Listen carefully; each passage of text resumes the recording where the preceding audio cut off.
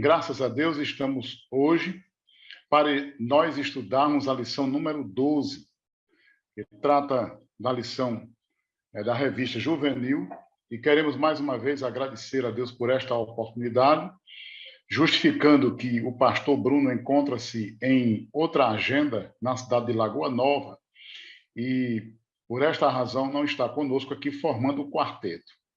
Porém, queremos agradecer a todos aqueles nossos irmãos e irmãs que estão sintonizados nesse podcast, todo o Rio Grande do Norte, e onde quer que esteja chegando esta transmissão. Aos superintendentes, professores, a todos os pastores e todos os demais que são alunos da escola bíblica, é uma bênção nós estarmos aqui, de uma maneira que as lições bíblicas são sempre aquela rota de aprendizado para nós, e para isso queremos agradecer a Deus. Então, eu sou o evangelista Souza, aqui que estou juntamente aqui com o presbítero Luiz Antônio e o diácono Daniel Dantas.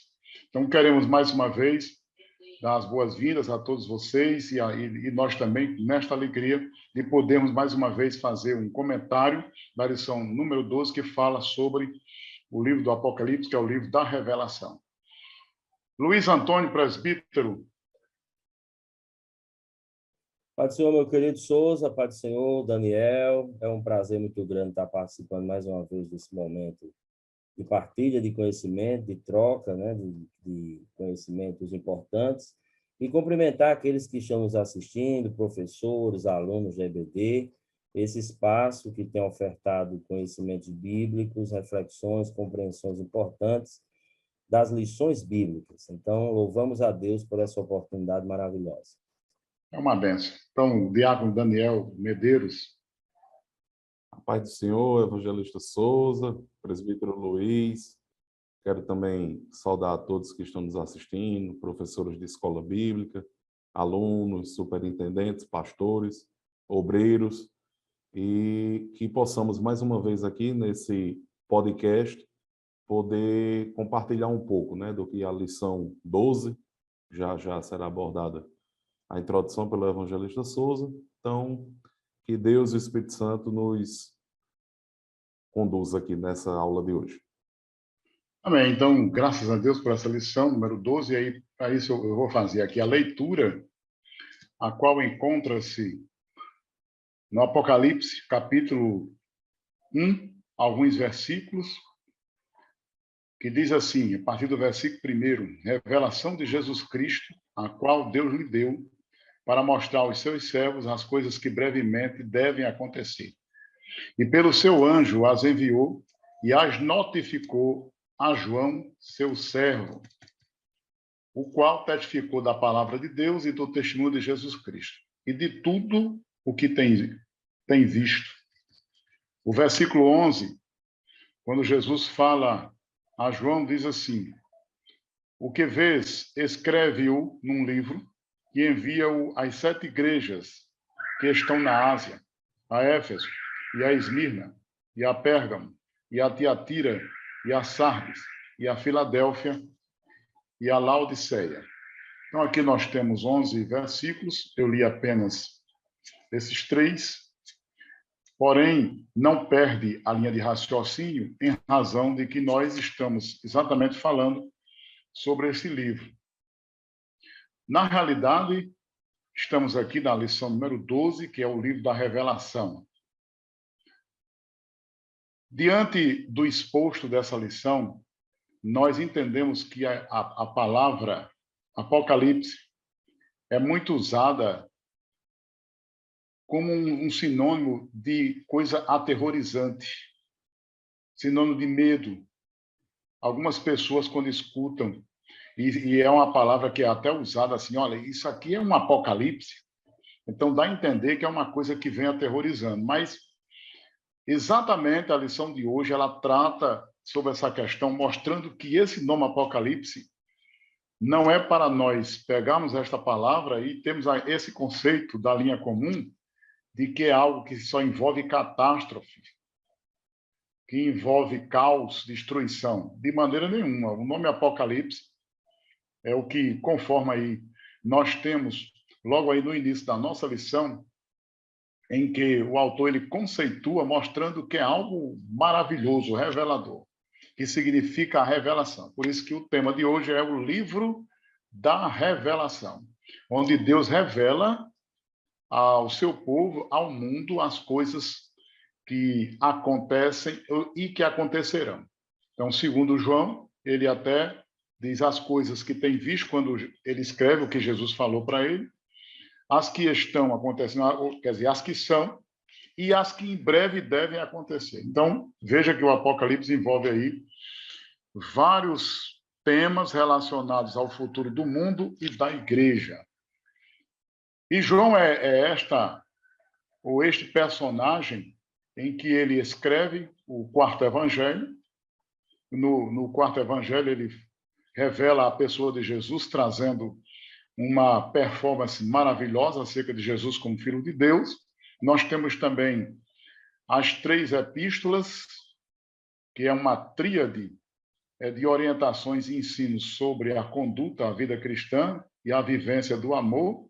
E coroando aí o último livro da Bíblia, é exatamente esse livro, que é atribuído a João.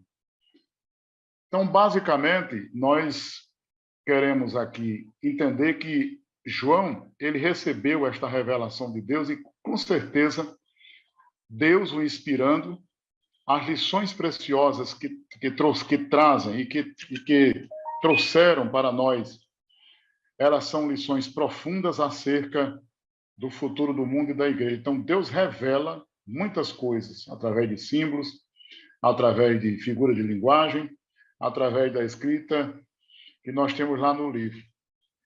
Então, é nessa perspectiva que nós queremos trazer aos nossos amados irmãos que o livro da revelação é o livro exatamente que trata sobre a revelação de Deus para os seus servos. Luiz Antônio. Pois não, meu caro Souza.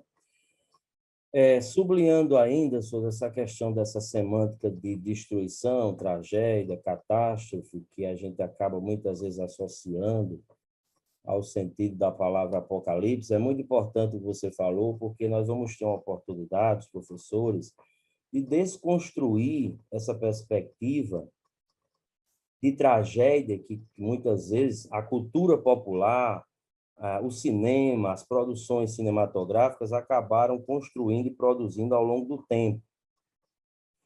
E a gente tem que mostrar isso, que o livro do Apocalipse é o livro da vitória retumbante de Jesus e da igreja. Nós vamos ter uma oportunidade de entender um pouco mais sobre isso. E se afastar, Souza, de 2 extremos, que você sabe, Diácono Daniel também pode dialogar sobre isso, que é a escatofobia e a escatomania, né? 2 termos aqui para a gente pensar com os alunos na introdução da nossa aula. A escatofobia, pegando aqui a palavra escatologia, que é a doutrina das últimas coisas, a gente precisa explicar ao estudante que a escatofobia nasce ou é gerada por alguns fatores. O primeiro, a gente tem o desalinhamento que a pessoa pode ter em relação aos padrões divinos, a pessoa fica preocupada ou preocupada realmente com a situação. A questão da superficialidade doutrinária, exegética e hermenêutica, tendo em vista que a superficialidade doutrinária é um perigo para a igreja, e também a questão da ignorância, que é um perigo fatal. Inclusive, ela mata, né? A ignorância mata. Paulo diz aos Tessalonicenses que não gostaria que eles fossem ignorantes acerca das coisas que haviam de acontecer.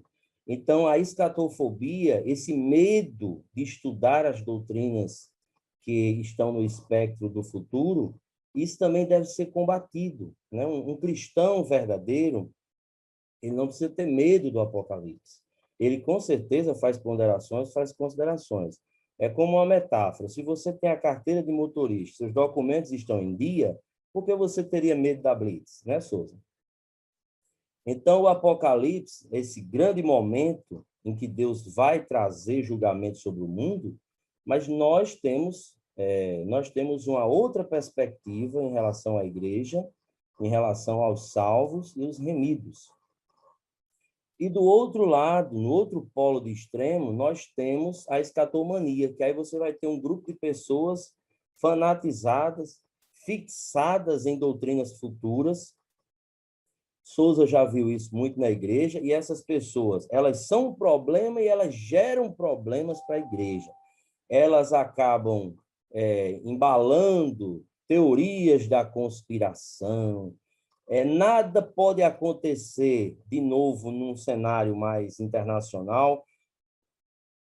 Está no Apocalipse, fulano é o anticristo, tal. Então, nós precisamos falar com os estudantes que o livro do Apocalipse realmente traz desafios hermenêuticos e exegéticos, mas hoje nós temos bons materiais, nós temos bons estudos sólidos, nós temos a EBD em síntese, nós temos escola bíblica, nós temos bons professores que podem ajudar essa questão. Então, eu começo sublinhando a necessidade da gente fugir desses extremos e buscar um equilíbrio escatológico, doutrinário, para os jovens. E também ensinando eles, para finalizar essa sessão, ensinando eles, Sousa, a fazer as perguntas certas.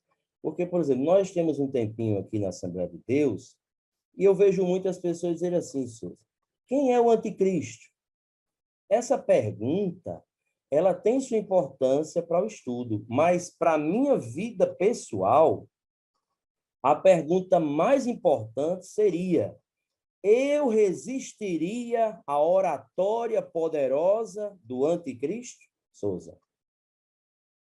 Então, são perguntas que eu tenho curiosidades, porque é uma doutrina que chama a atenção, é um estudo que chama a atenção, mas eu preciso depois saber fazer as perguntas certas. Então, essa lição é ajudá-los a fazer a pergunta certa. Não é ficar com especulações doutrinárias, curiosidades apenas superficiais, mas entender a doutrina e ver as implicações dela para a minha vida como um cristão. É isso aí, verdade. É baseado exatamente nesse conceito do nome Apocalipse, que o Apocalipse é exatamente o descortinar de Deus. Aí alguém diz, não, mas é muito difícil você entender, porque lá tem muitas mensagens simbólicas. Não, é claro que a linguagem, Deus iria falar conosco, mas aquela linguagem que está lá, ela não é para ser a espécie de enigma, é o contrário. Aquela linguagem que aparece ali é exatamente para Deus falando em nossa linguagem. Então, é baseado nesse conceito da palavra Apocalipse, que o último livro da Bíblia é o livro da revelação. Deus se revela, Deus se mostra. Daniel, aí com esta parte também, comentando aí algo sobre a significação, né, do Apocalipse e o que é que Daniel tem aí a contribuir conosco. Sousa, Luizinho, muito bem explanado já. Ainda dentro dessa parte introdutória, esses 11 versículos que a lição traz, Cristo, ele se mostra ali para João, tanto a gente pode citar pontos dentro desse versículo, quando Cristo diz, eu sou o alfa, eu sou o ômega. Cristo fala para João, escreve tudo o que vou te mostrar. Cristo se preocupa com as 7 igrejas. Cristo, ele revela realmente de um modo ali para um de seus apóstolos, que foi o João, como já dito, autor do Evangelho, autor de algumas epístolas, e epístolas essas que foram estudadas na última lição, né, na 11ª, antes dessa nossa, que é a penúltima, e, como bem dito por Luiz, a questão da gente tentar desconstruir esse cenário que foi criado realmente em cima do Apocalipse. Primeiro, esse cenário realmente, quando a gente diz, não, aconteceu algo, uma catástrofe em determinado lugar, é realmente um cenário apocalíptico. A gente sabe que tem muita, Apocalipse, ele vem consigo muita figura de linguagem, muita promessas, é um livro repleto de promessas e de profecias. É um livro que também não pode ser estudado sozinho, é um livro que é estudado junto com Daniel, com Ezequiel e outros livros que trazem mensagens escatológicas dos estudos das últimas coisas. Mas o Apocalipse em si, particularmente falando, é um livro que encanta, né? A gente tem que ser encantado pelos 66 livros da Bíblia, 39 mais 27 no Novo. Mas, assim, a gente tem aquelas particularidades, como eu tenho pelo livro de Romanos, pelo Evangelho de João, e o Apocalipse tem essa particularidade, porque realmente parece que quanto mais você lê, Souza, quanto mais você se aprofunda, você tem aquela curiosidade. E Luizinho deixou um gancho aí bem interessante, que às vezes as pessoas se preocupam muito nessa questão, não, o que será o anticristo? Quando surgiu aí o código de barra, é a marca da besta, e veio agora esse Pix, e foi outro moído, outra confusão, e se levanta um líder não sei aonde, e, enfim, né? Mas talvez não caiba para essa aula, né, Souza? Mas a gente deixa esse gostinho esse gostinho de querer mais aos alunos, de buscarem isso, até num estudo mais profundo da escatologia, a Assembleia de Deus, nós somos pré-tribulacionistas, né? Então, nós cremos que a igreja não passa pela grande tribulação. Então, tem muita coisa aí que às vezes os cristãos ficam com um medo, Luiz, muito grande de passar, de acontecer, de não poder comprar, e etc, etc, etc. Mas fica a pergunta, né? Até para estimular nossos alunos através dessa aula. E a igreja vai estar aqui? Os salvos, os remidos, os lavados em Cristo vão estar aqui para passar por essas situações que às vezes alguns ficam se afligindo? Então eu prefiro me apegar com a certeza e com a verdade que estou salvo em Cristo Jesus e que a igreja não vai passar por nada disso e nós vamos, quando a terra estiver aqui, infelizmente, vivenciando a grande tribulação, o anticristo reinando, a gente vai estar nas bodas do Cordeiro, recebendo galardão, está ali com o Senhor. Isso aí, boa colocação. O presidente Luiz Antônio falou aí sobre exatamente o professor, ele tem que fazer as suas leituras, ele tem que pesquisar, estudar, para ele repassar para o aluno exatamente e mostrar que esse conceito do nome Apocalipse, você não pode realmente ficar nos extremos, porque aí a balança não vai ficar, pelo menos, balanceada, né? A balança não vai ficar em equilíbrio. Então, precisamos entender isso aí. Até porque o nome Apocalipse realmente é descoberta, é revelação, é algo que você descobre, é a maneira como Deus se revelou a João. Eu comparo João assim como ele fosse aquela pessoa que recebeu de Deus aquela visão extraordinária, assim, fazendo uma ilustração. Não tem aqueles astronautas da NASA, né? Onde eles pegam aqueles telescópios e aí eles estudam o universo e eles veem muito mais distante do que nós. Então, Deus ele faz isso com João. Porque João ele recebe de Deus essa revelação do infinito. Como o comentarista muito bem colocou aí na lição, João viu, João ouviu e João escreveu. Escreveu, então, testemunhou isso aí. Então, testemunhou. E João, nós temos lá exatamente o próprio livro atribui a João. E claro que tem muitos que querem fazer controvérsias para dizer que não era aquele mesmo João que escreveu o quarto evangelho, as 3 epístolas.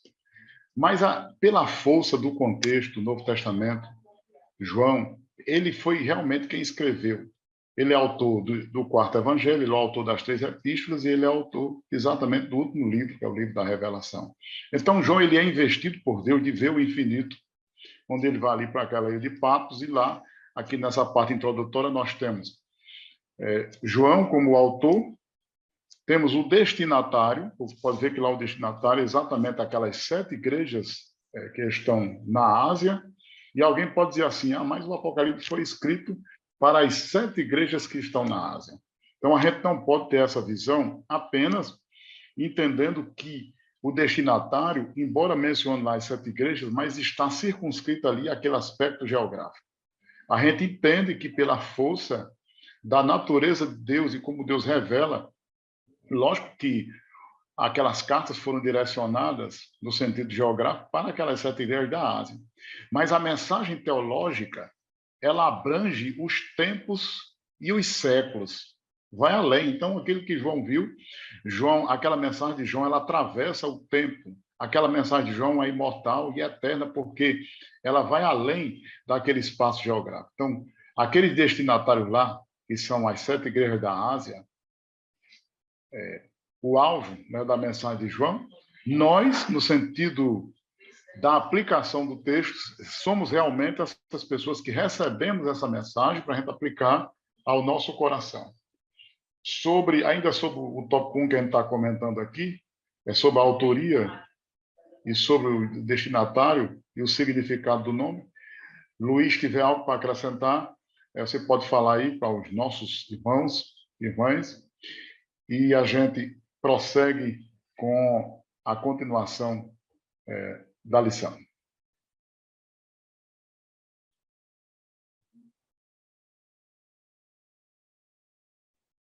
Sobre a questão da autoria, é importante a gente sempre frisar, como já foi também aqui ventilado, a autoria de João, ela tem o testemunho interno e externo, assim como outros livros que a gente já estudou, e eu, você, Daniel, o pastor Bruno, tivemos a oportunidade aqui de fazer as trocas dialógicas.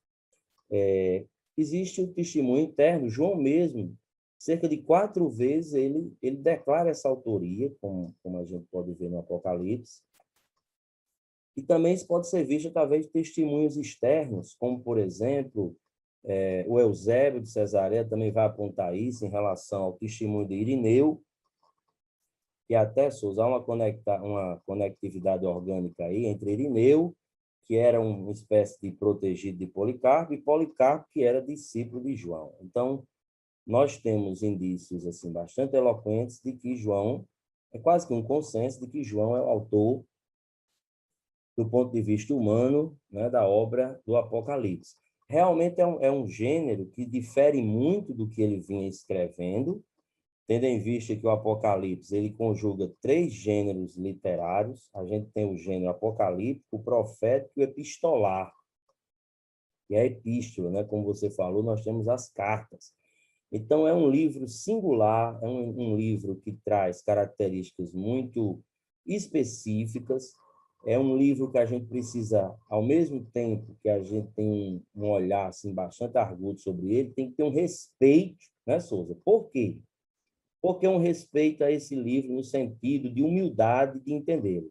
Se a gente for na história, tem homens que eles deixaram escrito que não tiveram condições de estudar Apocalipse, Souza. Por exemplo, John Wesley, se a gente fizer uma pesquisa, John Wesley chegou a escrever do próprio punho que ficou extremamente preocupado e deixou de estudar algumas passagens porque ele mesmo não compreendia. E tem outros autores que não vou citar, o próprio Calvin também tem referências a esses complicadores, esses dificultadores, desafios. Então, isso não quer dizer que nós não vamos estudar, mas isso quer dizer que você tem que ter cuidado e também passar essa mensagem para o estudante, porque hoje esse tempo da tecnologia traz oportunidades e traz desafios e problemas adicionais. Porque hoje é assim, Souza, muitas vezes o jovem, o adolescente, não quer escutar o seu pastor na igreja, mas ele está lá no YouTube escutando uma pessoa, um anônimo da vida que aparece com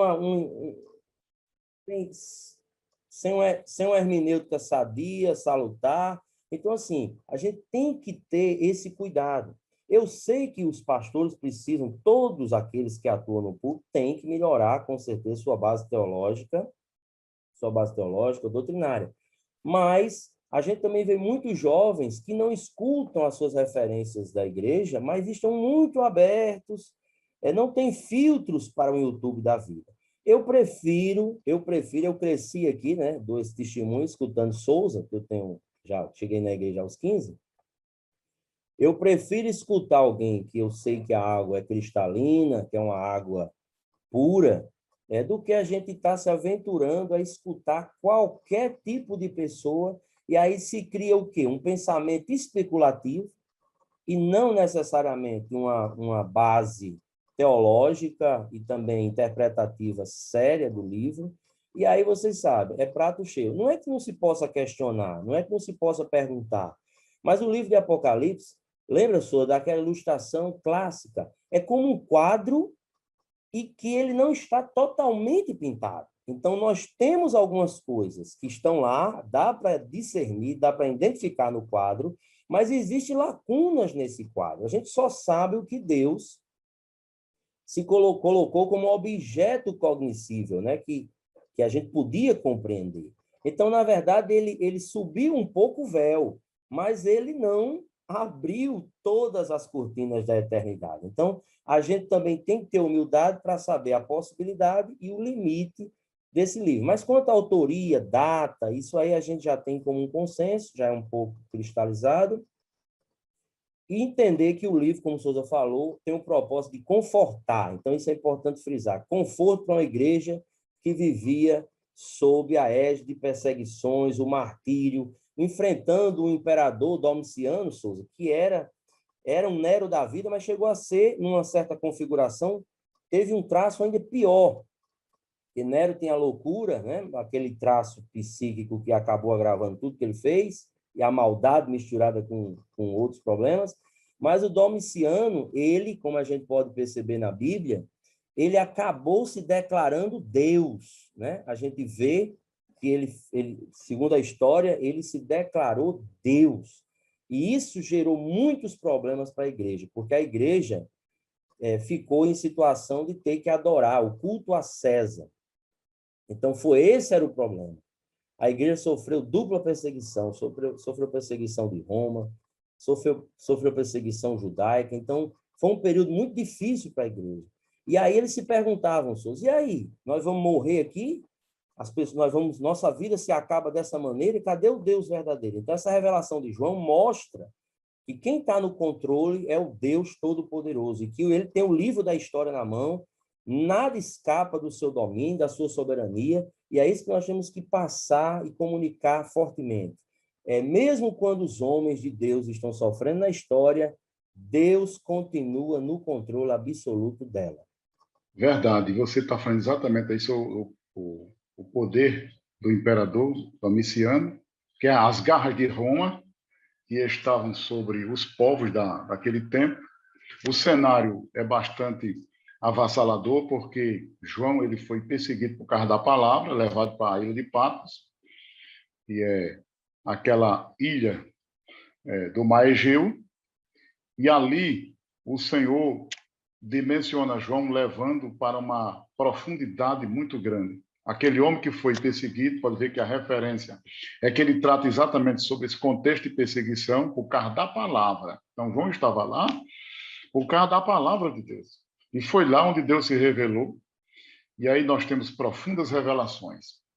Então, esse livro é atribuído a João, já no final do primeiro século, nós temos esse contexto, a ilha de Patmos, onde ele recebe a revelação de Deus, porque ele havia sido exilado, perseguido, cumpria-se ali mais uma vez aquela bem-aventurança de Jesus, bem-aventurados sois vós quando vos injuriarem, perseguindo, mentindo, disserem todo mal contra vós por minha causa. Alegrai-vos e exultai, porque é grande o vosso galardão nos céus. E ele diz, João, também, eu estava. Então, João é o conservo, João é aquele que estava ali, e ele pode ver que ele descreve o que estava ali por causa da palavra de Deus. O Luiz aí falou sobre a mensagem, o gênero literário desse livro. Esse livro realmente é rico, porque ele lança as luzes proféticas, tem as mensagens epistolares aí, das epístolas, e os próprios cenários que envolvem aí o próprio Apocalipse, onde desenvolve. Então, nós falamos aqui sobre a autoria, o significado e o destinatário. Então, vamos aqui continuar com a temática da nossa lição e deixar bem claro para os nossos alunos que esse livro ele também está estruturado, que é a estrutura, que é a segunda parte aí da nossa lição, está estruturado em 22, composto de 22 capítulos, e a maioria dos escritores vê uma divisão tríplice nesse livro, as coisas que aconteceram, as que são e as que devem acontecer. Onde Jesus fala a João as coisas que tem visto, que tu tens visto. Então o capítulo 1 é o que João viu, que está lá no passado, conforme essa palavra. As que são, é o capítulo 2 e 3, é o que João estava vivenciando naquele momento. E se a gente observar, do 4 até o 22, encaixa nesta mensagem. As coisas que em breve devem acontecer. Claro que essa divisão, a maioria dos escritores, quando eles estudam o Apocalipse, né, eles dividem o Apocalipse nessas 3 partes. As coisas que tens visto, quer dizer, o passado, as que são o presente, onde João ali está vivenciando, aquela mensagem às igrejas, e as que em breve devem acontecer. Que a gente nota que do capítulo 4 até o 22 nós temos muitas coisas que estão lá no panorama do Apocalipse como a mensagem profética. E o que é interessante, Luiz, Daniel, e os demais irmãs que nos escutam através desse podcast, é que João, ele é arrebatado pela primeira vez na ilha, diz que foi no dia do Senhor, e ele ouve por detrás dele a voz daquele ser que depois nós temos uma descrição maravilhosa. Aí no capítulo 4, ele de novo é arrebatado em espírito, e agora ele vai até o trono de Deus. No 17, João é arrebatado em espírito e ele vai até um deserto, onde ele vê lá exatamente aquela revelação sobre a meretriz. E descreve também aquela mulher meretriz. E no capítulo 21, nós temos João de novo sendo arrebatado e ele vê a grande cidade de Deus. Então, a estrutura do livro nós temos aí. Claro que isso varia de escritor para escritor. Então, a primeira parte, João, ele vê Jesus ali. A segunda parte, nós temos uma mensagem aí, ou várias mensagens às igrejas. E a outra parte, nós temos várias mensagens proféticas. Então, como a gente está falando aqui sobre a estrutura do Apocalipse, é esse livro enigmático que muitos interpretam, e é impossível a gente estudar o Apocalipse sem a gente conhecer também o livro de Daniel, conhecermos o livro de Ezequiel, conhecermos esses livros que são como uma espécie, eu não vou nem dizer que são livros auxiliares, mas eles são livros que são protagonistas nos próprios textos da Bíblia, como livros que nos fornecem exatamente a explicação sobre o Apocalipse.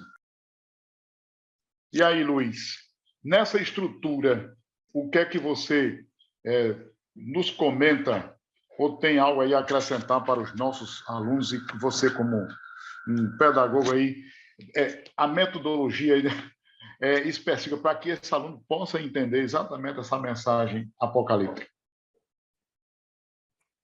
Souza, realmente você já deu aí uma dimensão estrutural do livro, e aí nós temos uma gama de estruturações, de sistematizações em seções, mas é importante, o comentarista traz a sistematização da Bíblia de Estudo Pentecostal, que é uma referência também importante para a Assembleia de Deus, e para o nosso embasamento. Você coloca aí já alguns pontos importantes, e eu vou aqui inicialmente, Daniel, que ainda não falou, mas vai falar agora, daqui a pouquinho, trazer um pouco essa questão. Nós temos no livro, como você diz, a dimensão do passado, do presente e do futuro.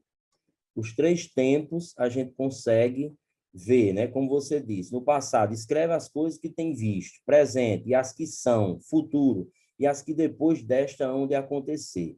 O livro de Apocalipse, a gente precisa ter esse olhar, inclusive vou começar fazendo aqui uma ponderação sobre as epístolas às igrejas da Ásia, Por exemplo, essas igrejas, nós compreendemos, pelo nosso referencial hermenêutico, que essas igrejas são literais, Souza. Então, eu queria destacar isso, elas são literais.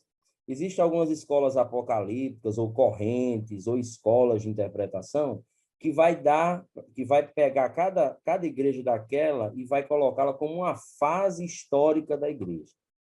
Então, nós temos divergência contra essa perspectiva, até porque nós entendemos que ali está representada a totalidade das igrejas, Souza.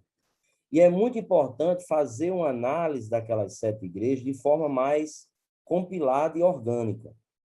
Como você disse em relação ao livro de Daniel, Ezequiel e Apocalipse, esses livros são orgânicos, eles acabam se conectando, tendo uma conectividade orgânica, nos ajudando a entender o que está disponível sobre o programa futuro de Deus para a humanidade, né? Então, mais ou menos assim, eu só posso entender o futuro, o programa de Deus, com as informações que ele me oferta. Teologicamente, Deus deixou nas Escrituras esses pontos que a gente pode entender. Porém, essas cartas, é importante a gente frisar, inclusive como estamos tratando de uma classe de jovens, de adolescentes, da gente sempre ter uma preocupação sobre, pelo menos em cada sessão, não vai dar tempo eu fazer aqui, ou talvez consiga fazer uma parte, você outra, Daniel, trazer uma aplicação sobre cada sessão, uma pequena aplicação. Então, eu vou fazer aqui rapidamente, trazer um olhar sobre as cartas, tendo em vista que é muito interessante que aquelas igrejas, Souza, elas são elogiadas, elas são avaliadas, elas são exortadas por Jesus.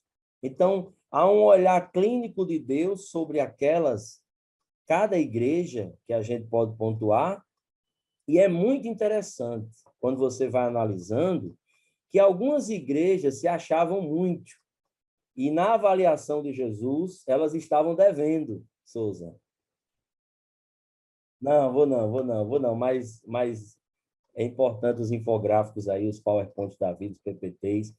Mas, Souza, hoje nós temos quadros infográficos que ajudam a entender isso. Então, tinha igrejas que se achavam muito ricas, poderosas, e que, na avaliação divina, elas eram pobres, miseráveis. Já tinha outras que se achavam fracas, mas Jesus faz uma avaliação positiva delas. Então, a gente pode mostrar isso para os adolescentes. Qual é a avaliação que nós fazemos de nós mesmos? Será que nós não fazemos uma avaliação correta de nós mesmos? Por exemplo, essas igrejas estavam se avaliando de forma muito, muito alta. Estavam realmente com a suficiência muito grande. Mas quando Jesus avalia aquelas igrejas, ele vai mostrando predicados, vai mostrando elogios, vai fazendo elogios e vai mostrando também falhas daquelas igrejas.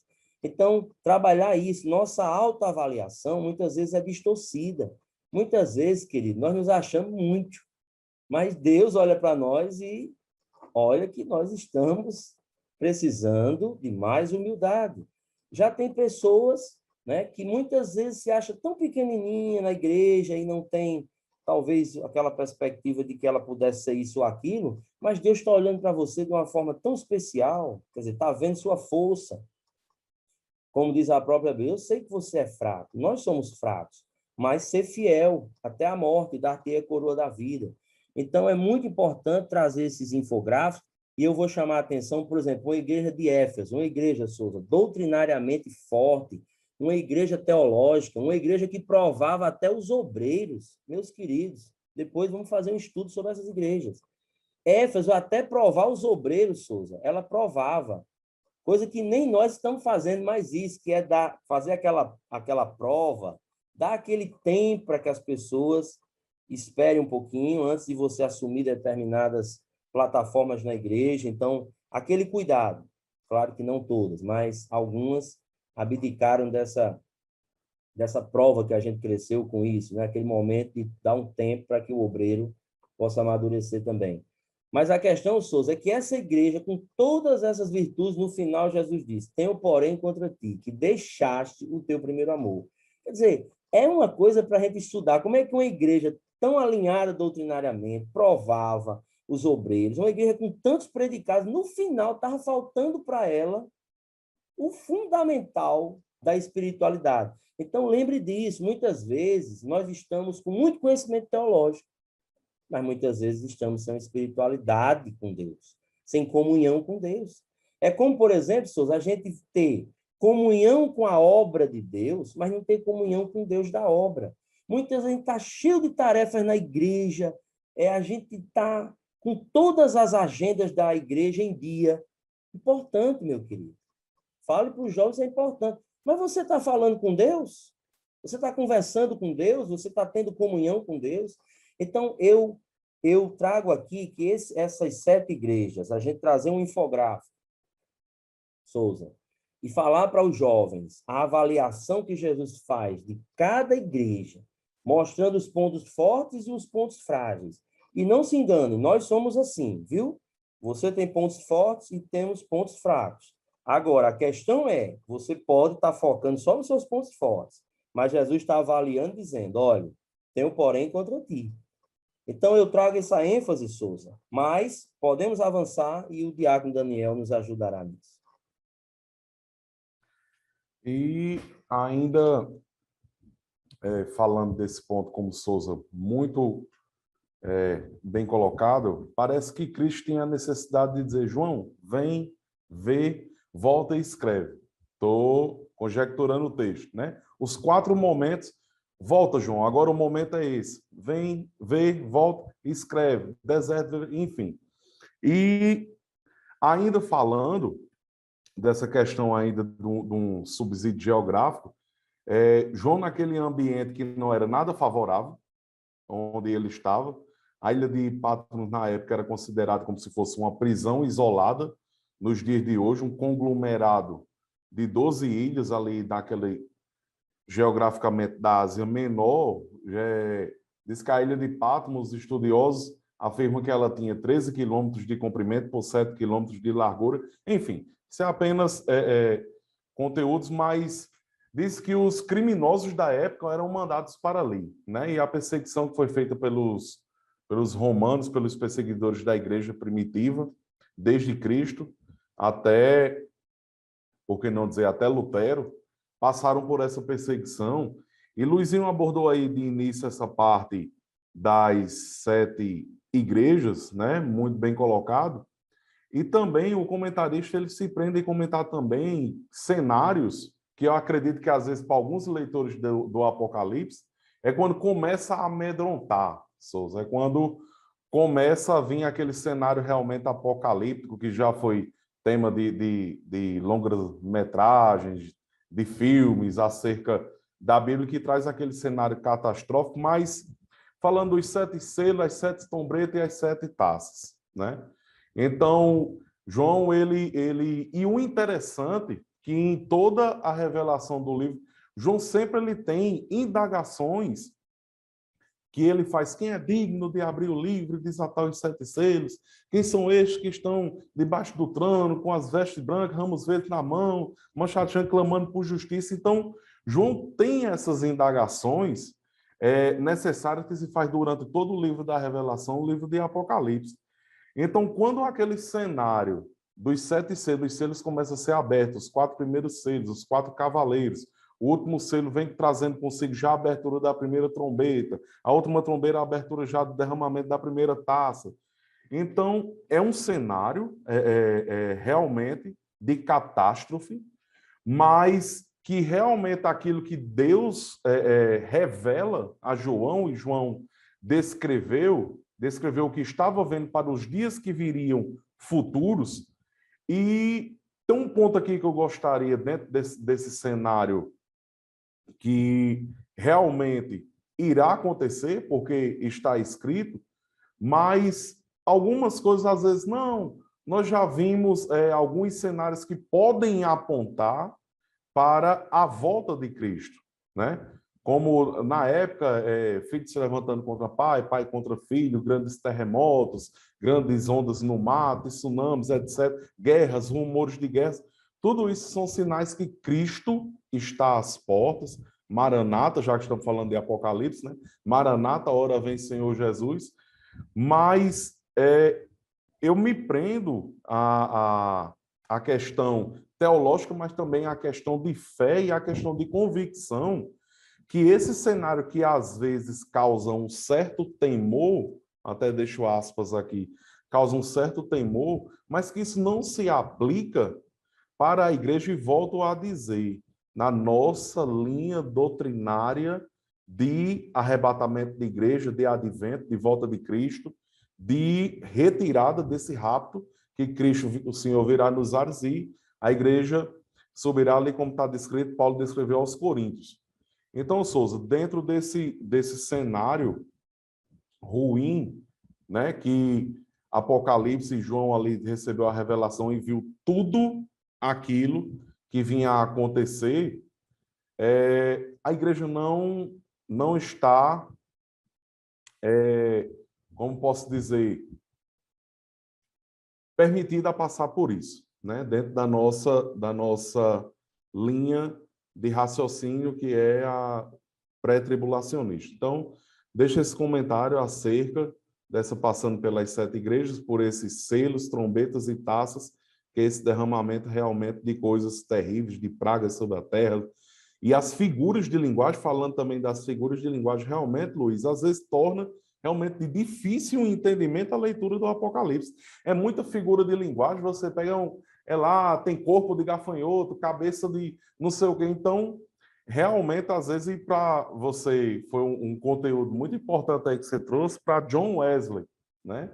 Vim dizer que deu uma pausa na leitura do Apocalipse, porque se viu ali limitado em conseguir absorver, conseguir entender tudo aquilo que o Apocalipse quer passar. Então, quem é Daniel, Souza e Luiz para vir fazer um comentário preciso, profundo, objetivo e sem não colocar uma vírgula no restante dos comentários. Então, deixa esse breve comentário acerca dessa parte catastrófica, Souza. É verdade. O Apocalipse, um certo escritor, que eu no momento não estou me lembrando o nome dele, mas ele disse uma coisa que eu acho interessante. Ele diz: quem ousa interpretar todo o Apocalipse, ele tem mais coragem do que conhecimento. Então, ele quis dizer o seguinte: não é que você não possa interpretá-lo, mas é porque ele diz que tem mais coragem do que conhecimento. Por quê? Porque realmente é um livro com muita figura de linguagem, com muito símbolo. Claro que muitos dá para você interpretar. Porque se fosse assim, não havia divergência doutrinária do livro. E se a gente notar, a gente vê que a grande parte da escatologia que envolve essas doutrinas, essas igrejas, ela difere exatamente aí. Porque tem muitas linhas de interpretação.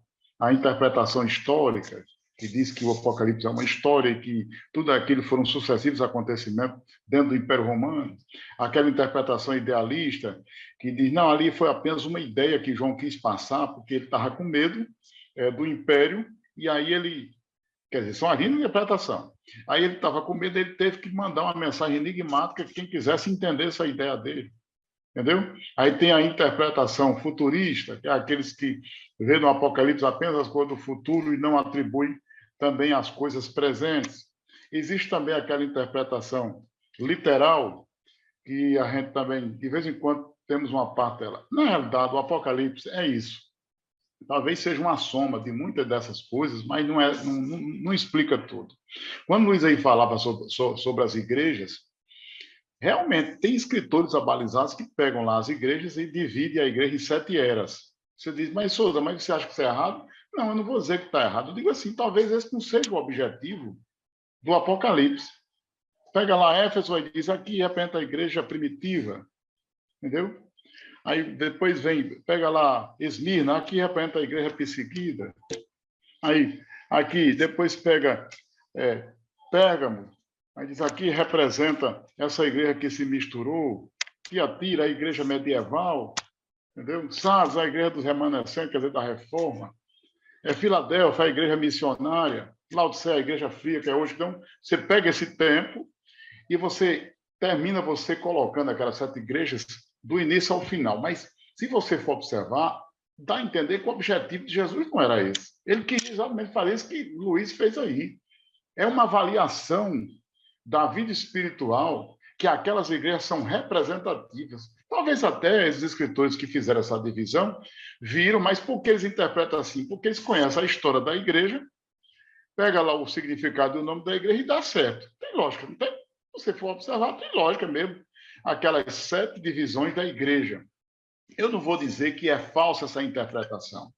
Eu digo que eu não acho que essa seja a questão central. A questão central mesmo é que Jesus queria mostrar que eu preciso fazer uma avaliação de mim mesmo e saber como é que estão as minhas obras diante de Deus. Porque se fosse assim, tinha que pegar aquelas epístolas lá de Tiago, que foi escrito o quê? As tribos, né? As tribos da dispersão. E aí? Será se a mensagem de Tiago foi só para aquele pessoal? Entendeu? Será se aquelas cartas foram endereçadas apenas àquelas igrejas como Romanos, Coríntios, Efésios, Filipenses? Claro, o destinatário foram aqueles povos, aquelas pessoas, mas o objetivo central mesmo é eu fazer uma avaliação espiritual. Então, o livro do Apocalipse é isso. O Apocalipse é muito mais do que eu ver apenas aquelas 7 igrejas da Ásia e 7 eras. Embora que seja didático. Mas quem tem ouvidos, ouça o que o Espírito diz às igrejas, quer dizer, está no plural. Então, isso significa que o que ele falou para Éfeso serve para Laodiceia também. O que ele falou para Laodiceia serve para Esmirna. O que ele falou para Esmirna serve para Sardes, para Filadélfia. Porque se fosse assim, não teria sentido essa palavra. Quem tem ouvido, ouça o que o Espírito diz às igrejas. Pode ver que a cada igreja termina assim. Então, isso significa que aquela mensagem daquela outra serve também para essa outra. É isso que eu concordo aí com o Luiz, quando, na realidade, o grande objetivo mesmo é Deus mostrar para que nós possamos fazer uma avaliação. Então, o professor da escola bíblica tem essa, eu digo assim, uma obrigação até moral de construir algo que aquelas igrejas não estão apenas ali como 7 igrejas. Acabou. Foi 7 igrejas e daí? Não, foi 7 porque João ali escreveu a 7. Nada, ali tem muito mais do que isso. Deus quis mostrar que aquelas igrejas representam, assim, nossa vida. E por que não dizer que aquelas 7 igrejas representam nós? Nós. Tem hora na nossa vida que a gente é uma Esmirna, ou não? Tem hora na nossa vida que a gente está igual a Laodiceia. Tem hora na nossa vida que a gente está igual a Pérgamo. Tem hora na nossa vida que é igual a igreja de Esmirna. Tem hora na nossa vida que a gente está igual uma Sardes, uma Filadélfia, uma Laodiceia, ou não? Quem é que nega isso? Então, eu creio que é esse o grande objetivo do Apocalipse. É imprimir em nós exatamente esse despertar da revelação de Deus, que nós estamos exatamente no centro e que aquela mensagem se aplica a nós. Então, para nós encerrarmos esse segundo tópico, a gente vai agora discutir o terceiro. Se Luiz ainda tiver algo a acrescentar, fale, porque a gente vai comentar o terceiro. Não, só você fazendo esse comentário acerca de que, às vezes, um tema, quando ele é direcionado para uma determinada igreja ou para uma determinada pessoa, comunidade, enfim, me fez lembrar, no trimestre passado, que a gente teve aquela lição e teve uma das lições que abordou as epístolas. Eu estive lá na Ebenezer, lá na congregação Ebenezer, e um determinado irmão fez uma indagação acerca das cartas paulinas escritas a Romanos. Lá em Romanos, Paulo teve a necessidade de descrever que o jugo da lei não estava mais lançado sobre os cristãos, porque a graça que justifica, que regenera, que santifica, e etc. E não, mas as epístolas universais de Pedro e a epístola de Judas, a epístola de Tiago, é que está colocada para toda a igreja. Eu digo, não, meu irmão, não, peraí. Paulo queria resolver, e isso se aplica muito bem, por isso que eu corroboro com o que você acabou de dizer, que em Apocalipse cada mensagem tinha uma situação específica nas 7 igrejas de Apocalipse, assim como Paulo, Deus usando Paulo escreveu para as igrejas de Roma, de Corinto, de Tessalônica, de Colossos, mas que incorpora a mensagem, ela se torna para os dias atuais e futuros. A aplicação ela deve ser feita para todos. Isso, exatamente, isso às vezes se torna um vício, e um vício, às vezes, Luiz, perigoso. Porque às vezes alguém se prende, às vezes até para defesa de determinada situação, não, mas isso está colocado para uma situação específica ali. Eu não tenho nada a ver com isso. Não. Paulo queria resolver algo ali, se João se Cristo mostrou a João e queria que ele falasse em determinada, para Esmirna, para Laodiceia, para as igrejas que estavam ali, mas a mensagem ela se torna pluralizada para todos. Então, só corroborando aí com esse final do comentário do tópico 2 que você fez aí. Muito bom. Se não tiver algo mais, a gente prossegue para o tópico 3. Claro, depois das excelentes explanações aí de ambos e a questão que você coloca, né, sobre a centralidade da mensagem do Apocalipse, também é importante, já que não podemos, talvez por uma questão temporal, né, como o Daniel falou, se aprofundar tanto, mas dizer aos nossos adolescentes o prejuízo hermenêutico que nós podemos ter quando a gente, né, Souza, não sabe discernir o literal do simbólico. Porque, por exemplo, se eu literalizar o simbólico, e eu, obviamente, vou ter prejuízos hermenêuticos. E também se eu acabar colocando uma dimensão do figurado, o que é literal, é prejuízo também para o sistema de crenças da igreja e dos irmãos. Então, é por isso que é muito complicado. E aí eu vou trazer uma fala, Souza, que a gente sempre traz aqui na Escola Bíblica, você também advogou muito essa ideia. Nós podemos, querido, estudar tudo. A Bíblia diz, examinai tudo, retendo o bem. O apóstolo Paulo falando aos Tessalonicenses. Mas muitas vezes a gente comete um erro infantil na igreja. A gente vai estudar as doutrinas de outras igrejas e a gente nunca se aprofundou na nossa. Né, Souza? É mais fácil ficar lá, na outra. Aí acaba... Se ele não se aprofundar na dele. Luiz, parece que às vezes é mais fácil combater do que se defender, né? Estudar lá para poder combater do que se defender. Porque aquela história, muitas vezes vai lá, vou estudar seitas, heresias, aí você passa a estudar não sei quantos espectros doutrinários, mas você mal conhece a sua base doutrinária. Então, você precisa primeiro ter uma base sólida, uma formação sólida, para poder estudar. E mesmo assim, né, Souza, com muito cuidado, de forma muito atenciosa, porque a gente acaba patinando, são muitas correntes. Hoje a Bíblia é objeto de muitas leituras, de vários segmentos, de vários setores progressistas, liberais, todo tipo você vai encontrar. Hoje existe praticamente aí escolas a gosto de qualquer pessoa. E aí trago essa questão como o Daniel falava, né? Essa questão da Assembleia de Deus, as escolas interpretativas, as escolas apocalípticas, pré-tribulacionismo, mesotribulacionismo e pós-tribulacionismo. Então, dizer também aos adolescentes que nós temos uma posição, explicar a eles onde está fundamentado o versículo, usar o versículo como o que Paulo fala em Tessalonicenses, Souza, quando ele diz que há um que o detém, né, Souza? Falando do Espírito Santo. Paulo, porque o pessoal Tessalonicenses achando que o anticristo ia se manifestar, já estava, ele disse, olha, ainda há um que o detém. Para que o filho da iniquidade venha a se revelar, o que o detém precisa ser retirado. Isso. Então, quem é que detém na nossa corrente? O Espírito Santo, que está com a igreja. A partir do momento que a igreja for arrebatada, o Espírito Santo também será deslocado às mansões, com ênfase nas mansões celestiais, é a nossa compreensão, mas aí colocar para essa classe, para essa compreensão, de que também temos pessoas honestas, né?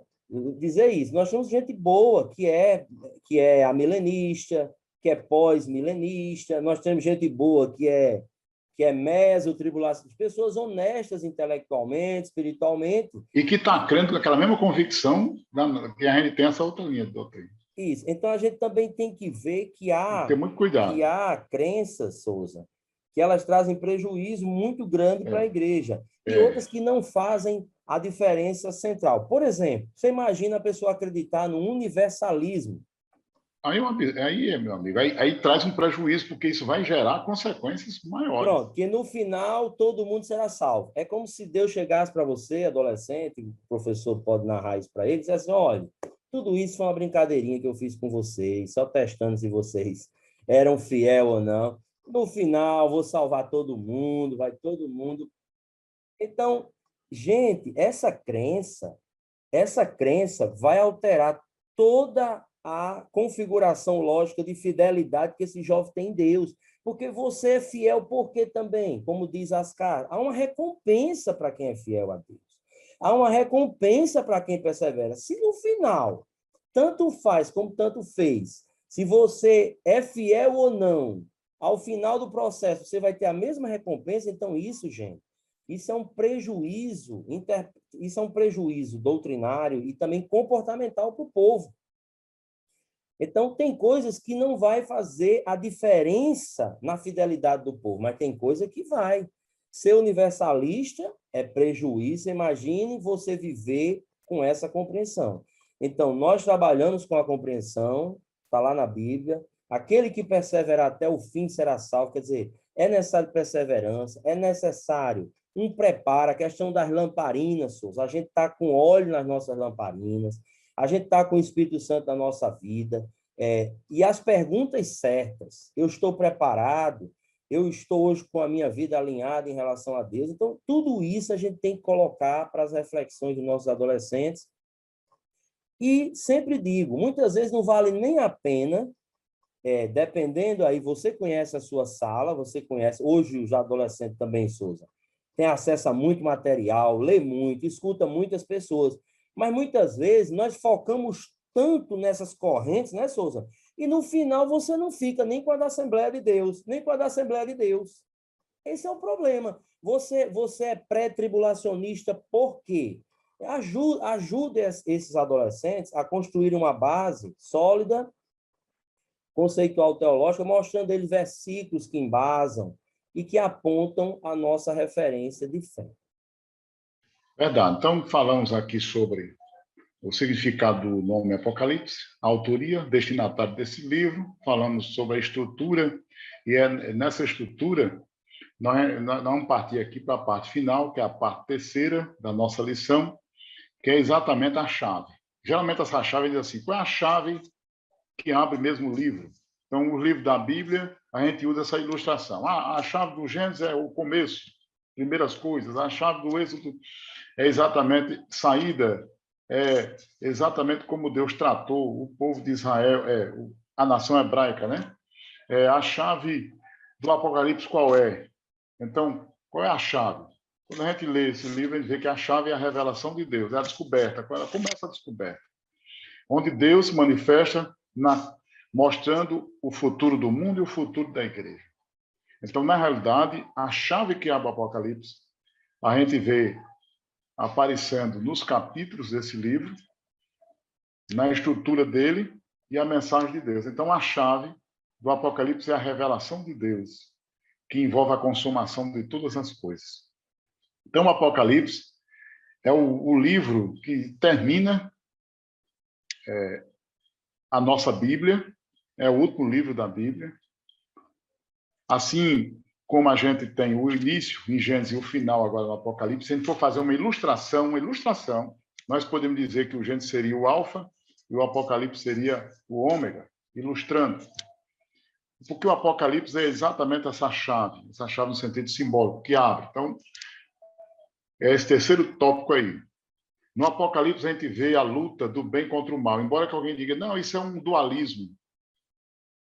É um maniqueísmo. Não, aqui não é a doutrina maniqueísta. Existe mesmo o bem e existe mesmo o mal. O bem, onde é manifesta a vontade de Deus, e o mal, onde é representado aí as ações demoníacas, onde Satanás é o seu agente. E a Bíblia ela é séria nesse assunto. Então, aqui não tem o que a gente negociar. O Apocalipse mostra, sim, que existe, sim, umas forças diabólicas atuando no mundo, mas que elas podem ser neutralizadas pelo poder de Deus. E o Apocalipse mostra isso. Que, embora que o mal atue, mas o poder de Deus é maior, porque Deus tem o domínio sobre tudo, até mesmo para o mal agir.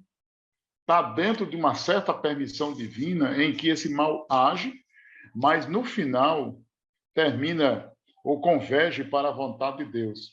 E é o Apocalipse quem demonstra isso, através dos símbolos. E à medida que a gente vai lendo o Apocalipse, a gente vai vendo que Deus vai naquela expressão que a gente usa, dobrando a aposta. Porque as trombetas, aliás, os selos, aí depois nós temos a outra sequência, que é a sequência onde vem as trombetas.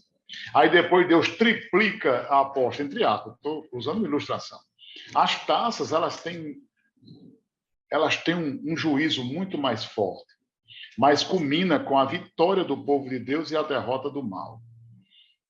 Então, sob essa chave, onde o escritor aqui ele fala exatamente que a consumação é do conflito dos séculos, é o tempo do fim, porque o Apocalipse revela exatamente a luta do bem contra o mal, revela os cenários do céu e o cenário do lago de fogo, revela os verdadeiros adoradores de Deus e depois revela aqueles que servem ao anticristo. É a aparição de Jesus, mas também fala sobre a aparição do anticristo. Revela sobre a meretriz e ao mesmo tempo, enquanto a meretriz está assentada sobre a besta, a noiva de Jesus, ela tem comunhão com Cristo, com o Cordeiro. O Apocalipse revela exatamente a antítese. É um cenário de antítese, onde nós temos céu, inferno, bem, mal, céu, terra, onde nós temos Deus, o inimigo de nossas almas, a luta de Deus para que nós possamos ir para o trono da majestade divina e gozar com ele, mas tem também o destino para aqueles que escolheram um caminho tortuoso. Então, esse cenário é o cenário que João ele nos leva nessa dimensão. Aí, voltando aqui à ilustração, é como se fosse aquele homem que está estudando através de um telescópio, onde esse telescópio foi a revelação de Deus na visão de João, onde ele vê aquilo que é mais distante ao campo da visão humana, e João nos transporta até o infinito, mostrando o futuro. Então, sob essa chave, que aqui é o tópico 3, que é o tema central, e as características que envolve aqui, segundo a Bíblia de Estudo Pentecostal, o tema central é exatamente a consumação do conflito dos séculos. E, ao mesmo tempo, onde fala sobre a grandeza de Deus, as forças de Deus vencendo os demônios, o poder humano e o poder divino, é também a dualidade da vida e da morte. Então, Daniel, algo aí sobre essa chave apocalíptica, o que é que você pode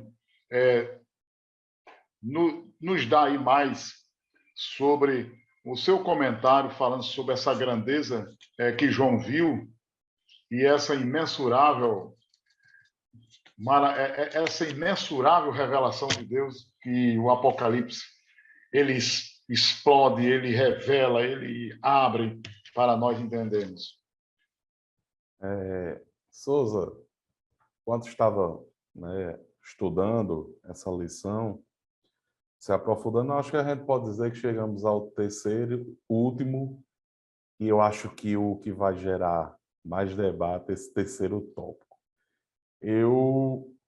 O comentarista abre esse tópico falando, como você bem disse, o conflito dos séculos, né?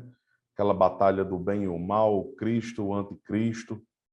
E, como ele até cita o profeta Zacarias, quando ele diz ali, quando o Senhor tocar ali os pés no Monte das Oliveiras. E aí a gente faz uma linha do tempo futurista, né? Quando nós esperamos ali que Cristo, sendo as primícias dessa ressurreição, e como Paulo escreveu e disse, aquele assim quando a igreja for arrebatada, o Senhor estiver nos ares, a igreja for tirada daqui, aqueles que dormem serão ressuscitados e terão seus corpos revestidos de incorruptibilidade, semelhantemente nós subiremos aos céus com eles, e lá, Souza.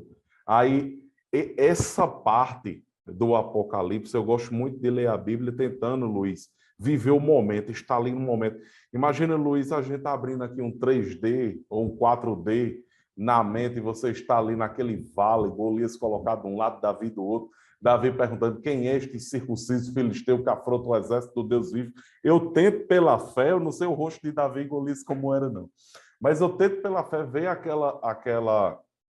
aquele embate, e eu tento pela fé, Souza, imaginar essas bodas do Cordeiro, a terra em grande tribulação, e a segunda volta de Cristo. O comentarista comenta aí a segunda volta de Cristo, onde se inicia ali aquela batalha de Cristo e o anticristo, e nós temos uma certeza nessa batalha, que Cristo vencerá.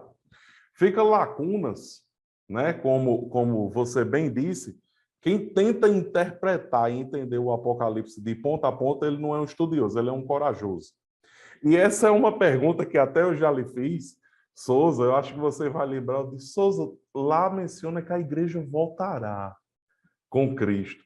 Então, assim, a gente fica, como será essa igreja que foi transformada num corpo revestido de incorruptibilidade, que esse corpo mortal, esse corpo carnal não adentra ao céu? Então, Cristo volta, a igreja volta, Satanás é aprisionado ali durante 1000 anos, durante um milênio. Ezequiel vem falar desse milênio, o reino teocrático. Luiz, eu vou aqui de ponta a ponta, viu? Eu vou aqui até o Tono Branco e eu vou deixar para você e para a Souza. Bem resumido. Cristo volta, apreende Satanás, impetra o reino teocrático, 1000 anos de paz na terra, Cristo reinando aqui na terra após os 1000 anos. Satanás é solto mais uma vez, ainda tenta, como a gente diz aqui no Nordeste, tenta fazer um moído, ainda tenta juntar ali algumas situações para se levantar contra o reino de Cristo, mas é naquele momento que chega, e eu gosto de sempre colocar uma pegadinha bíblica para os alunos, Souza, quando a gente está dando aula, eu digo: vocês querem estar no tribunal de Cristo ou no trono branco? Deixa até a pergunta para os alunos aqui da lição. Vocês querem estar no tribunal de Cristo ou no trono branco? Então, assim, claro que a gente usa dessa persuasão, né, no tom de brincadeira aqui, mas ninguém quer estar no trono branco. Nós queremos estar diante do tribunal de Cristo, onde nossas obras serão julgadas, a pedras preciosas, ouro, palha, feno, enfim, madeira. Mas chega naquele trono branco, Cristo se assenta no trono, recebe o cetro e vai julgar. É onde ali entendemos que Satanás vai puxar a fitinha de inauguração do inferno, né? Do lago de fogo, e para ali será mandado com o falso profeta, o anticristo e todos aqueles que, infelizmente, e aproveito até aqui o espaço, porque como a plataforma do YouTube está sendo usada, Souza, para propagar essas aulas, nosso foco aqui imediato são os cristãos, evangélicos, alunos de escola bíblica, mas um descrente pode estar assistindo essa aula nesse momento, passeando lá pelo YouTube, Luiz, e aproveitar e dizer que ainda há tempo. Existe uma porta, a porta é estreita? Mas quem desejar passar por ela ainda, existe oportunidade. Então, vindo desde esse pisar no Monte das Oliveiras, descrito por Zacarias, até quando Deus vier purificar a terra com fogo santo, uma nova Jerusalém descerá adereçada dos céus, e eu fui para o final do Apocalipse. Agora eu deixo com os mestres aí para comentar esse ponto, porque realmente é bom, é muito bom. E aí, Luiz, não somente comenta o final, mas se quiser fazer uma panorâmica aí... Luiz, eu deixei alguma coisa, Luiz. Com certeza. Não, vocês já fizeram aí uma análise bastante substanciosa e já estamos caminhando para o final, né, Isso, Souza? isso. Então, já nessa guisa de conclusão, eu quero só fazer algumas pontuações. Daniel falou muito bem sobre essa questão do trono branco, o tribunal de Cristo. E, Daniel, é muito relevante essa fala, porque, Souza, muitas vezes nós já ouvimos em pregações irmãos, de forma até imatura, inexperiente, confundir o trono branco com o tribunal de Cristo. Então, por isso que é importante essas aulas, esse estudo aprofundado da escatologia. E essa questão do trono branco, que é o julgamento final dos ímpios, né? O tribunal de Cristo é a recompensa dos cristãos. Você está salvo, mas as coroas, os galardões, a Bíblia vai mostrar que depende do trabalho ao Senhor. E não é de qualquer trabalho, mas da motivação com que a gente fez esse trabalho, que é a coisa mais é peso 3 diante de Deus, porque a gente, todos nós, de alguma forma, trabalhamos para Cristo, ou pelo menos alguns estão tentando fazer, né, Souza? Mas o Tribunal de Cristo pesa as motivações, as intenções do coração. Então, não é só sair fazendo, mas é também estar fazendo pelas motivações certas e fazendo a coisa certa como a palavra nos orienta. E o trono branco também nos evoca, Daniel, para um aspecto muito importante, que são a questão dos condicionamentos que o ser humano vive. Quando a gente começa a estudar o ser humano, a psicologia social, a gente sabe que as pessoas vivem, né, sobre os condicionamentos. Ah, eu sou isso porque nasci ali, eu falo dessa maneira, meu tom é esse. Com certeza, os condicionamentos afetam as nossas dinâmicas em todas as áreas. Mas é bom lembrar que o trono branco é uma doutrina, Souza, que deixa claro para nós que o ser humano tem escolha. Não importa se a gente nasceu na favela, se a gente nasceu no palácio, se a gente é rico, se a gente é pobre, se a gente teve a melhor igreja, se a gente teve um pastor doutrinário, bíblico, ou não teve. Digo isso daqueles que vão se desviar, né? Obviamente, porque tem pessoas na igreja que vão se afastar ou não vão finalizar alinhadas à palavra e vão acabar chegando nesse outro trono. E aí, Souza, fica a grande pergunta. Você tem escolha? Tem. Quem vai para o trono branco teve escolha, poderia ter uma vida diferente, poderia ter aceitado a Cristo, poderia ter aceitado o sacrifício. Por quê? Porque em todo o plano escatológico, o livre-arbítrio do homem é respeitado. Por exemplo, Souza, quando a gente estuda as trombetas, na trombeta ainda vem com misericórdia, é juízo com misericórdia. Já nas taças, Souza, já tem um juízo que não vem com misericórdia, mas Deus vai dando essas oportunidades até mesmo no cenário apocalíptico. Quer dizer, Deus o tempo todo está dizendo, a porta da graça ainda está aberta, a porta da graça ainda está aberta. E mostrando que o homem tem escolha, porque você não pode julgar uma pessoa se ela não for responsabilizada. Então, o trono branco diz que você é responsável, que eu tenho responsabilidade sobre meus atos. A Bíblia diz que a gente vai dar conta, Souza, até da palavra que sai da nossa boca. É de tremer até a medula.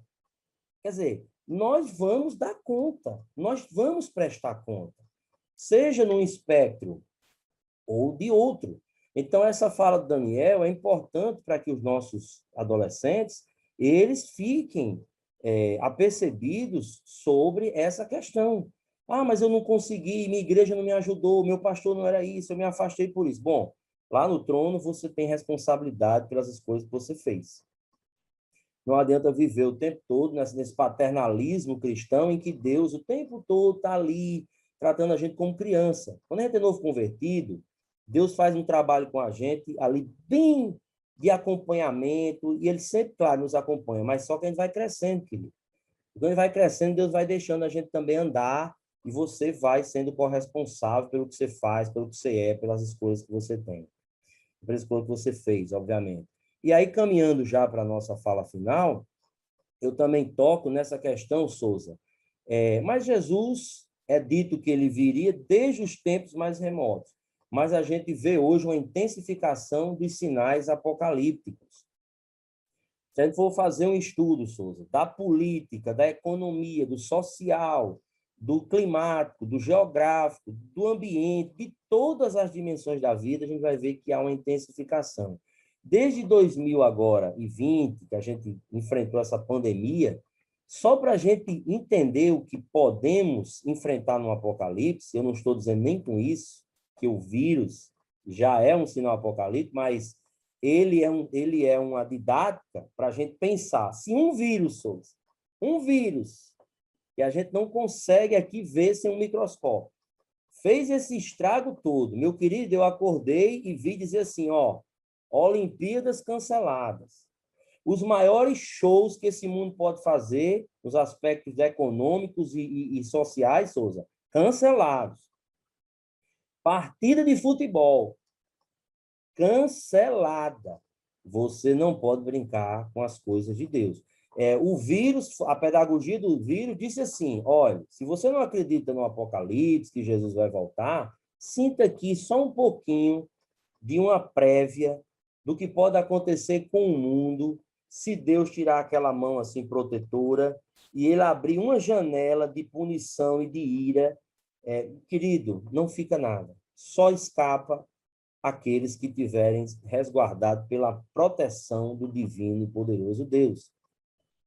Então, Souza, você fala dessa consumação, mas no final, não esqueça que nós temos a vitória da igreja, a vitória do Cristo e a nossa vitória. Então, que a gente celebre. Se é para ter medo de um livro, era para a gente ter de Gênesis, né, Souza? De Gênesis 3. De Gênesis 3. Mas o Apocalipse tem que ser objeto de celebração e de pensarmos que Deus tem preparado tudo, que o diabo é um servidor público, como Souza falou, ele só faz o que está na permissão de Deus, será preso quando ele estiver preso, querido. A chave que fechou ele só abre porque Deus quer que abra.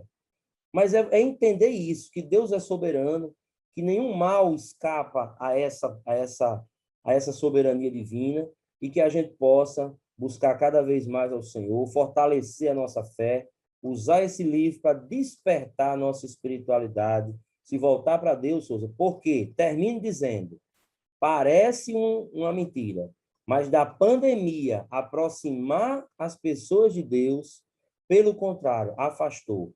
Muitas pessoas voltaram para a escola, voltaram para a faculdade, voltaram para todos os locais, menos para a igreja. Então, reflita sobre isso, porque nós precisamos manter a nossa vida alinhada com o nosso Deus. Souza, Amém. me permita, Diga, Daniel.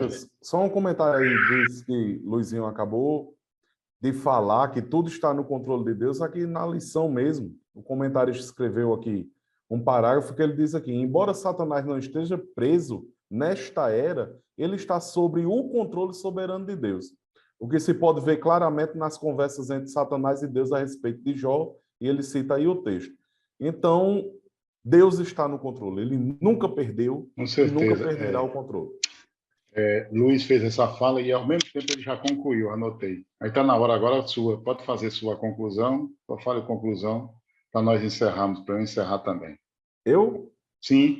Não, é só dizer que estou maravilhado, mais uma vez, de estar aqui podendo contribuir com uma parcela pequenininha para esse projeto tão lindo, né? Como eu disse, não pude participar da aula 10, né? Participei da de Lucas, foi a 8, mas parabenizar mais uma vez a diretoria da IEADER, na pessoa do pastor Martim Alves, toda a diretoria do DENEC, Escola Bíblica, a nível de Estado, que desenvolveram esse podcast maravilhoso. E o interessante que sempre quando os vídeos são publicados, eu tenho ido lá, deixado meu like, né, compartilhando e vendo lá nos comentários. Realmente está tendo um feedback bom de todos os vídeos, de todas as equipes, está tendo um feedback muito bom. Os comentários realmente está sendo um conteúdo que tem ajudado. Então, só agradecer a Deus, louvar o nome santo do Senhor por mais esta oportunidade. Então, deixo aqui a paz do Senhor, um abraço a todos os professores, a todos os alunos, e Deus abençoe a todos nós. Graças a Deus aí pela exposição das Luiz Antônio, Daniel Medeiros, e ao mesmo tempo a gente agradece a Deus por estudarmos esse livro. É um livro de esperança, de conforto, de vitória. É um livro que termina com a vitória do povo de Deus. É um livro que tem as preciosas promessas, revelando que Deus está no controle, conforme foi falado aí, mesmo que exista o mal, mesmo que exista a injustiça, mesmo que exista o pecado, mesmo que exista todos aqueles que se afastam de Deus, mas a gente mostra que, do decorrer da história, o livro do Apocalipse mostra que Deus está no controle de tudo. Então, o Apocalipse é o livro dos selos abertos, dos anjos que tocam a trombeta, das taças que são derramadas. O Apocalipse é exatamente esse livro da revelação, em que João viu a Jesus cheio de glória, aquele João que viu a Jesus lá na cruz do Calvário, sofrido. Ele viu Jesus sofrendo por nós. Agora João tem uma visão de Jesus na Ilha de Patmos, um Jesus glorioso, em que ele vê aquele Jesus coroado de poder e de glória. O livro do Apocalipse é o livro da vitória do povo de Deus, da vitória da igreja, de todos aqueles que adoram ao Senhor. Então, em qualquer página, qualquer capítulo, está lá a revelação, o arrebatamento. O Apocalipse é o livro do trono, é o livro da majestade divina, é o livro da visão de Deus na visão humana e a visão humana pela visão de Deus. O Apocalipse é exatamente estas revelações profundas que Deus traz para nós. Então, que a bênção de Deus esteja cada um dos irmãos, dos professores, superintendentes, pastores, obreiros e todos aqueles. Claro que a gente aqui não fez assim um comentário de cada versículo e capítulo do livro, porque não tem condição. Isso aí os alunos vão ter que pesquisar, os professores, mas o objetivo nosso é abrir esses portais. Então, o professor pesquise, vá lá, faça, construa, leve algum mapa, mostre lá as igrejas da Ásia, faça a aplicação, mostre lá como foram aquelas trombetas, como foram aqueles selos abertos, aquelas taças derramadas, o protagonismo de Deus na pessoa dos anjos, dos homens.